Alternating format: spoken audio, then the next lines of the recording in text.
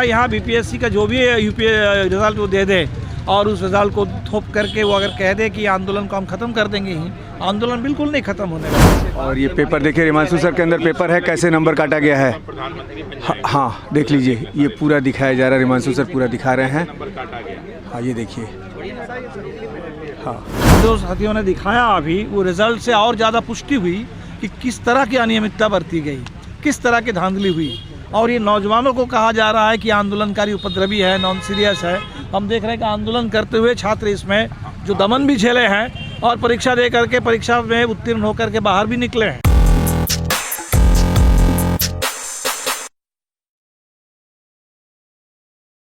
मैं तो सलाम करूंगा इन साथियों ने, उस ठंड में हमने देखा, मैं उस समय पटना में तो था नहीं, लेकिन वो वीडियो हमने देखा है, तो जो साहस का और संकल्प का आपने परिचय दिया वो वाकई पूरे देश के नौजवानों के लिए और सभी न्याय के लिए लड़ने वाले लोगों के लिए बिल्कुल एक उदाहरण है। और आप लोगों के संघर्ष में हम लोग हर तरह से साथ हैं, कोशिश करेंगे कि न चाहे न्यायालय के अंदर लड़ाई हो या चाहे बाहर समाज में राजनीतिक धरातल पर लड़ाई हो, ये लड़ाई जीते, सच की जीत हो, न्याय की जीत हो। और जो भी छात्रों के साथ अभी अन्याय हुआ है और हो रहा है, अभी आत्महत्या भी मजबूर किया, इंस्टीट्यूशनल मर्डर्स हो रहे हैं, तो इससे बिहार के छात्र नौजवानों को मुक्ति मिले, ये अन्याय के जो शिकार हो रहे हैं इस अन्याय का अंत हो। हम लोग हर तरह से कोशिश करेंगे, साथ मिल करके लड़ेंगे। सवाल है, आपके नाम के आगे कॉमरेड लगा हुआ है, कॉमरेड का मतलब ही होता है सर कि हमेशा अन्याय के खिलाफ उठाने वाला। बिल्कुल बिल्कुल। तो आप इसको किस तरह से देख रहे हैं और आप अब क्या कीजिएगा? नहीं, हम ये पर्सनली क्या अलग से हम क्या बताएं, हम सब लोग मिल करके, अभी संदीप जी अगर लड़ रहे हैं तो माले के ही विधायक है, उनको विधानसभा में भी लड़ने के लिए एक मंच मिला हुआ है, वहाँ भी लड़ रहे हैं। तो हम लोगों को जहाँ जहाँ जो मंच है, हर मंच का इस्तेमाल करके और हर एक को ले करके हम लोग पूरी कोशिश कर रहे हैं। और हमारी जो इस समय कोशिश है कि पूरे बिहार में हम देख रहे हैं कि भ्रष्टाचार के खिलाफ, अन्याय के खिलाफ चारों तरफ लोगों में आक्रोश है और लोग बदलाव चाहते हैं। हमारी कोशिश अब ये हो रही है कि आपकी जो आवाज़ है वो इस धरना स्थल के अंदर उसको कैद करने की कोशिश हो रही है। ऐसी जगह पे आपको बैठा दिया गया है कि आप इसी पर धरने में दे और आपको पूरे लोग मच्छर की परेशानी आप झेलें, लेकिन ये जो कोशिश हो रही है कि आपको अलगाव में डालने की, हमारी कोशिश है कि ये लड़ाई पूरे बिहार की बने और हर सच के लिए, न्याय के लिए लड़ने वाला बिहार का नौजवान, बिहार के तमाम लोग, पूरे देश के लोग वो आपके साथ खड़े हो बात करते हैं कि भाई कैसे आप लोगों के लिए और बड़ा समर्थन राजनीतिक धरातल पर भी हो। तेरा किया गया है और ये सर ये पेपर मेंस की कॉपी है, ये देख लीजिए मेंस की पीटी पास करने के बाद और ये पेपर देखिए, हिमांशु सर के अंदर पेपर है, कैसे नंबर काटा गया है।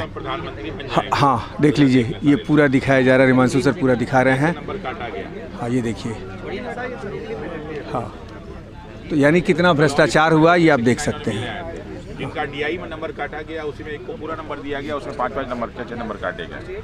ये सारा मेंस का है और we are non serious and we are उपद्रवी।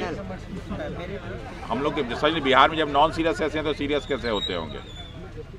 ठीक है, ये सारी चीज़ें ऐसे बहुत सारे हैं, ये तो एक एग्जांपल आपको दिखा रहे हैं। मतलब हम उनको प्रूफ दिखाते दीपांकर सर, लगता नहीं थोड़ा देर कर दिया आपने? 35 दिन से बच्चे बैठे। मैं तो पटना में जैसे ही आया, मैं आया, देर क्या है, लोग लड़ रहे हैं, ये कोई अलग लोग हैं क्या? ये संदीप सौरभ जी कोई अलग लोग हैं क्या? पूरा बिहार लड़ रहा है। इसमें कोई सवाल तो ये है कि ये अंधेर के खिलाफ देर का कोई सवाल नहीं है। ये जो अंधेरगर्दी चल रही है उस अंधेरा मिटाने के लिए लड़ना है, सब लोगों को मिलकर लड़ना है। ये लगता नहीं है कि यदि पूरा विपक्ष एक साथ बैठ गया होता तो इस आंदोलन का रूप कहीं अलग होता? नहीं, सवाल ये है, देखिए विपक्ष के लोग बोल रहे हैं, एक साथ बोले चाहे अलग अलग बोले, सब लोग बोल रहे हैं, लेकिन जहाँ जिस तंत्र का पाला पड़ा है लोगों का भी, जिस तंत्र के साथ, वो चाहते हैं कि भाई कुछ भी छात्र बोले, नौजवान बोले, हम सत्ता के बल पर इसको कुचल देंगे। अभी देखिए परीक्षा का रिज़ल्ट आ गया और जो साथियों ने दिखाया अभी वो रिज़ल्ट से और ज़्यादा पुष्टि हुई कि किस तरह की अनियमितता बरती गई, किस तरह की धांधली हुई। और ये नौजवानों को कहा जा रहा है कि आंदोलनकारी उपद्रवी है, नॉन सीरियस है।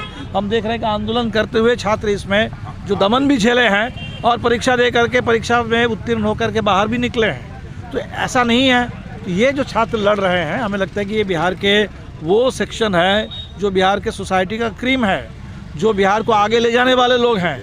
तो बिहार के आगे ले जाने वाले नौजवानों को उनके भविष्य के साथ खिलवाड़ करके और उनके सच की आवाज़ को, उनके न्याय की मांग को ठुकरा करके कोई भी सरकार अगर सोच ले कि हम बिहार पर राज करेंगे, ऐसा होने वाला नहीं है। और ये जो लड़ाई है, ये अब लड़ाई पूरे बीपीएससी के परीक्षार्थियों की लड़ाई सिर्फ नहीं है, ये पूरे बिहार में, पूरे देश में मैं देख रहा हूँ कि परीक्षाओं में ऐसी धांधलियाँ हो रही है। तो दोष मुक्त, एक भ्रष्टाचार मुक्त परीक्षा शिक्षा तंत्र हो, उसका निर्माण हो और पारदर्शिता हो। जैसे न्यूज शिक्षकों की अपनी आवाज़ उठाई तो इसी हाँ तरीके बिल्कुल से मुद्दा उठेगा। शीतकालीन सत्र में तो अभी समय है, उसके पहले भी हम लोग करेंगे। टेक्निकल वार स्टार्ट हो इसको शिक्षा सत्याग्रह घूम के मुझे सुधाकर ने मेरे कर दिया। अगर मैं जहाँ से देख रहा हूँ वहाँ से टेक्निकल वार चल रहा है, स्टूडेंट वर्सेस गवर्नमेंट के बीच टेक्निकल वार चल रहा है और गवर्नमेंट इसमें टेक्निकल वार जीतते हुए अभी बीपीएससी दिख रही है। तो इस टेक्निकल वार को नहीं, कोई कहीं हमें लगता है कि सरकार जीतती हुई नहीं आपको दिख रही है। अब ये जो लड़ाइयाँ हैं, अभी अब आप बंगाल में चले जाइए, आरजीकर में जो डॉक्टर के साथ बलात्कार और हत्या हुई, अब पूरा बंगाल में जिस तरह से एक तूफान आया, लोगों ने कहा कि हम वी वांट जस्टिस। अब कुछ लोग सोच रहे हैं कि भाई उसको एक न्यायालय से आया है कि एक आदमी को फंसा दिया गया और बस जस्टिस की मांग खत्म हो जाएगी, लेकिन ख़त्म नहीं होगी। इसी तरह यहाँ बीपीएससी का जो भी यूपीए रिज़ल्ट वो दे दे और उस रिज़ल्ट को थोप करके वो अगर कह दे कि आंदोलन को हम ख़त्म कर देंगे ही, आंदोलन बिल्कुल नहीं ख़त्म होने वाला है। तो इसलिए टैक्टिकल वार, वो तो सत्ता में बैठे हुए लोग, उनको सिर्फ सत्ता की चिंता होती है, कुर्सी की चिंता है।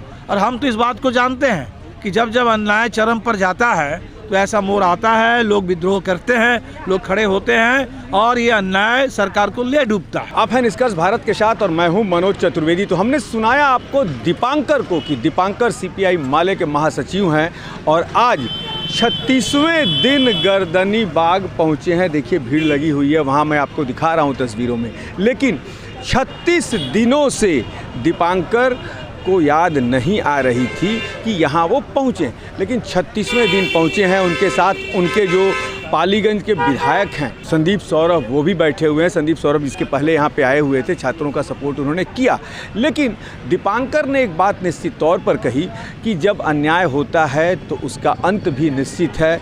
रमांशु सर उनके साथ थे, अमन थे, तमाम जो विद्यार्थी हैं बीपीएससी के वो भी थे। और धांधली किस तरीके से हुई है, कापियाँ जांचने में धांधली किस तरीके से हुई है, सारा कुछ उन्होंने दीपांकर भट्टाचार्य के सामने रखा है। अब देखना ये है कि क्या सरकार अब भी चेतती है कि नहीं, इस पर भी नज़र रहेगी। आप बने रहिए हमारे साथ। नमस्कार।